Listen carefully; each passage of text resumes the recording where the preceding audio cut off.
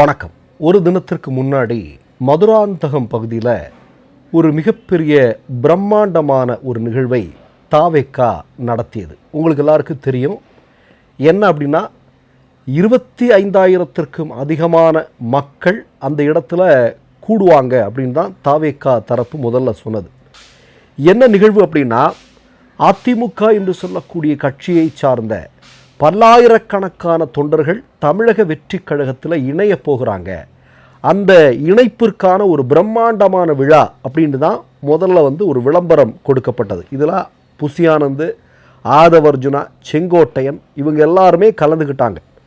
குறிப்பாக நீங்கள் பார்த்தீங்கன்னா தமிழ்நாடே இந்த நிகழ்வு உற்று பார்த்தார்கள். என்ன காரணம் அப்படின்னா, விஜய் அவர்கள் ஆட்சி பொறுப்பிற்கு வந்ததற்கு பிறகு நடக்கக்கூடிய ஒரு மிக முக்கியமான ஒரு பிரம்மாண்டமான நிகழ்வு. அப்போ எல்லாருமே உற்று பார்ப்பார்கள் இல்லையா? அப்படி உற்று பார்க்கும்போது தான் தமிழ்நாட்டு மக்களுக்கு ஒரு மிகப்பெரிய அதிர்ச்சி காத்திருந்தது. என்ன அப்படின்னா, 25,000 பேர் கலந்து கொள்வதாக இருந்த அந்த கூட்டத்தில் 2,000 பேர் கூட இல்லாமல் இருந்தது என்பது தமிழ்நாட்டு மக்கள் மத்தியில் இன்றைக்கு ஒரு மிகப்பெரிய அதிர்ச்சி ஏற்படுத்தி இருக்கிறது. இது ஏராளமான சந்தேகங்களை கிளப்பி இருக்கிறது. முதல்ல அந்த நிகழ்வை நீங்கள் முதல்ல பார்த்துருங்க.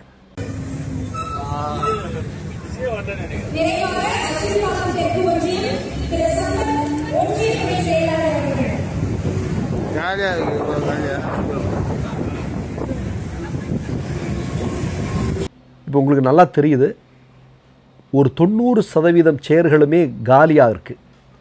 ஆதவர்ஜுனா பேசிகிட்டு இருக்கார். இதெல்லாம் நீங்கள் பார்த்துருப்பீங்கன்னு நினைக்கிறேன். இப்போ நம்ம என்ன கேட்குறோம் அப்படின்னா, விஜயனுடைய ஆட்சி ஆரம்பித்து ஒரு 30 நாள் பக்கத்தில் தான், ஒரு மாதம் தான் ஆகியிருக்கிறது. இந்த 30 நாட்களுக்குள்ளேயே மக்களுக்கு விஜய் ஆட்சியின் மீது ஒரு மிகப்பெரிய அளவிலான வெறுப்பு தோன்றிவிட்டதா, அல்லது உண்மையிலேயே விஜய்க்கு மக்கள் செல்வாக்கு இல்லையா, இங்கே என்னதான் நடக்குது அப்படிங்கிறத நம்ம கேட்க வேண்டியிருக்கிறது. முதல் விஷயத்தை நான் சொல்லிடுறேன். இப்போ உங்களுக்கு எல்லாரும் நல்லா தெரியும், ஐயநாதன் என்று சொல்லக்கூடிய ஒரு பத்திரிகையாளர். அவர் தொடர்ந்து இப்போ நந்தினி அவர்களை மாதிரியே தொடர்ந்து இவிஎம் மோசடிக்கு எதிராக ஊடகங்களில் அழுத்தமாக பல்வேறு ஆதாரங்களோடு பேசி கொண்டிருக்கக்கூடிய நபர். இப்போ அவர் உட்பட பல பேர் வெளியிட்டிருக்கக்கூடிய ஒரு செய்தியை நான் சொல்ல விரும்புகிறேன். நான் இதை எதுக்காக சொல்கிறேன்னு பின்னாடி சொல்கிறேன். இப்போ ஸ்ரீரங்கம் தொகுதியில் 91வது வார்டில் பதிவு செய்யப்பட்ட வாக்குகள் எண்ணப்பட்ட போது ஒரு மிகப்பெரிய அதிர்ச்சி காத்திருந்தது. என்ன அப்படின்னா, அந்த வார்டில் மொத்தமே திராவிட முன்னேற்ற கழகத்திற்கு 5 வாக்குகள் மட்டுமே பதிவாகி இருக்கிறது. அதில் திமுகவுக்கு முகவர்களாக வேலை செய்யக்கூடியவர்களே ஒரு 3-4 பேர் இருப்பான். இப்போ நான் என்ன கேட்குறேன்னா, அந்த வார்டில் மொத்தமே 5 வாக்குகள் தான் திராவிட முன்னேற்ற கழகத்துக்கு விழுந்திருக்கிறது அப்படின்னா நம்ம எப்படி யோசிக்கிறது? கொஞ்சம் யோசிச்சு பாருங்கள். இப்போ நான் இதை எதற்காக சொல்கிறேன்னா, முதல்ல இந்த மதுராந்தகம் கூட்டத்திற்கு 2,000 பேர் கூட வரலைன்னு சொல்கிறோம் இல்லையா? இது அப்படியே நீங்கள் தாவேக்கா தமிழக சட்டமன்றத்தில் வெற்றி பெற்ற நேரத்தில் நடந்த சம்பவத்தோடு ஒப்பிட்டு பாருங்கள். ஏன்னா விஜய் சொல்கிறாரு, ஆதவர்ஜுனா எல்லாருமே ஊடகங்கள் எல்லாமே வாய்க்கிழியே பேசினார்கள். என்ன பேசினார்கள்? ஒற்றை விரல் புரட்சி நடந்திருக்கிறது. எந்த காலத்திலும் இல்லாத அளவிற்கு இளைஞர்கள் நீண்ட கியூவில் நின்று வாக்களித்தார்களாம்.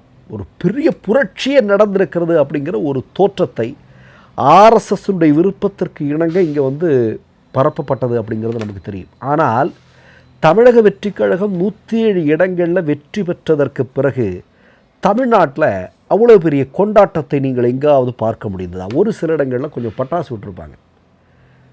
நீங்கள் ஒரு மிகப்பெரிய அளவிலான ஒரு இளைஞர் புரட்சி நடந்திருக்கிறது, ஒற்றை விரல் புரட்சி நடந்திருக்கிறது என்று சொல்லி கொண்டிருந்தவர்கள் ஏன் விஜய் 107 இடங்களில் வெற்றி பெற்றதற்கு பிறகு அந்த கொண்டாட்டம் தமிழ்நாட்டில் இல்லை, ஏன் இல்லாமல் போனது அப்படிங்கிற கேள்வியை நம்ம வைக்க வேண்டாமா?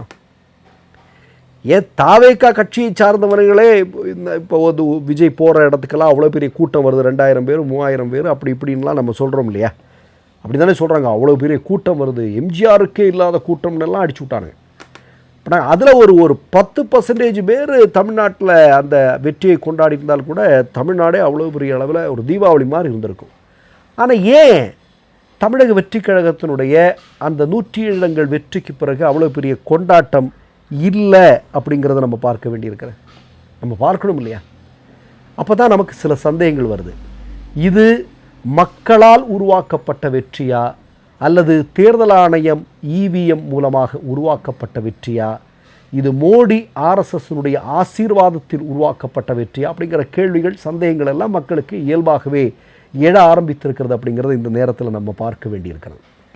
இப்போ நீங்கள் ஒவ்வொரு தலைவரை, இப்போ வைகோ கூட மத்தியானம் வந்து பார்க்க போகிறாரு அப்படின்னு, இது இப்போ நான் இந்த பதிவு எடுக்கும்போது ஏறத்தாழ ஒரு 12:30 மணி நியூஸ் பார்க்கும்போது வை கோபால்சாமி வந்து விஜயை சந்திக்க போகிறாரு, மதிமுக அதில் தவிக கூட கூட்டணியில் இணைய போகிறாங்க, அமைச்சரவையில் இடம், அப்படி என்னெல்லாமோ பேசிகிட்டு இருக்கிறாங்க.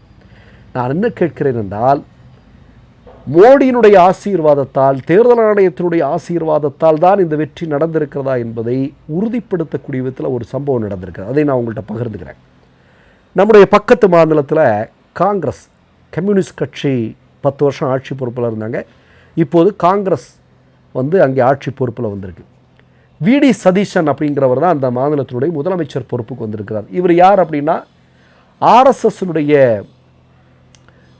மிக முக்கியமான தலைவர்களை உருவாக இருக்கக்கூடிய கோல்வால்கருடைய புகைப்படத்தை மண்டியிட்டு விளக்கேற்றி கும்பிட்டவர் தான் இந்த VD சதீஷன் என்று சொல்லக்கூடிய காங்கிரஸ்காரர். இந்த காங்கிரஸ்காரருக்கு தான் தற்போது அந்த மாநிலத்தினுடைய முதலமைச்சர் பொறுப்பு கொடுக்கப்பட்டிருக்கிறது. இப்போ என்ன நடந்திருக்கு தெரியுமா? ஒரு மாதம் கூட ஆகலை, காங்கிரஸ் கட்சி PM ஸ்ரீ என்று சொல்லக்கூடிய மோடியும் RSSும் சேர்ந்து கொண்டு வந்திருக்கக்கூடிய திட்டத்தில் கையெழுத்து போட்டிருக்கிறார்கள், அதை ஒத்துக்கொண்டிருக்கிறார்கள். இப்போ முதல்வர் MK ஸ்டாலின் தலைமையிலான தமிழ்நாட்டில் உங்களுக்கு நல்லா தெரியும், நீ என்ன தான் பண்ணு, என் தமிழ்நாட்டு பிள்ளைகளை, என் தமிழ் மொழியை வஞ்சிக்கக்கூடிய விதத்தில் ஒரு ஸ்கீமில் நான் வந்து கையெழுத்து போட மாட்டேன், அதை உயிரே போனாலும் தடுத்து நிறுத்துவேன்னு கடைசி வரையிலும் அதை செயல்படுத்தி காட்டினார். கேரளாவிலேயும் அப்படி தான். ஆனால் இன்றைக்கு நீங்கள் பாருங்கள், அங்கேயும் ஒரு மிகப்பெரிய அளவிலான கேள்வி வருது. வாக்கியந்திரங்களினுடைய மோசடிகளின் மூலமாகத்தான் காங்கிரஸும் அங்கே வெற்றி பெற்றிருக்கிறது, காங்கிரஸை வெற்றி பெற செய்திருக்கிறார்கள் என்கிற கோணத்திலெல்லாம் பல விவாதங்கள் நடக்குது. இப்போ அங்கே PM ஸ்ரீ திட்டத்தில் கையெழுத்து போட்டிருக்கிறார்கள். இப்போ விரைவில் தமிழ்நாட்டிலையும் அது நடக்கப் போகிறது. அதற்கான காரணத்தை சொல்கிறேன். SFI என்று சொல்லக்கூடிய மாணவர் இயக்கம் விஜயை சந்திக்க போகிறாங்க. இல்லை நாங்கள் PM ஸ்ரீ திட்டத்திலலாம் கையெழுத்து போட மாட்டேன்னு சொன்னாங்க. அடுத்ததாக அகில பாரதிய வித்யார்த்தி பரிஷத் என்று சொல்லக்கூடிய RSSனுடைய இளைஞர் அமைப்பு போய் சந்திக்குது. சந்திச்சதுக்கு அப்புறம் விஜய் தரப்பில் வந்திருக்கக்கூடிய தகவல் என்ன? நாங்கள் அதை படிக்க போகிறோம், அதை அலசி ஆராய்ச்சி பிறகு முடிவெடுப்போம்னு பல்ட்டி அடிக்கிறாங்க.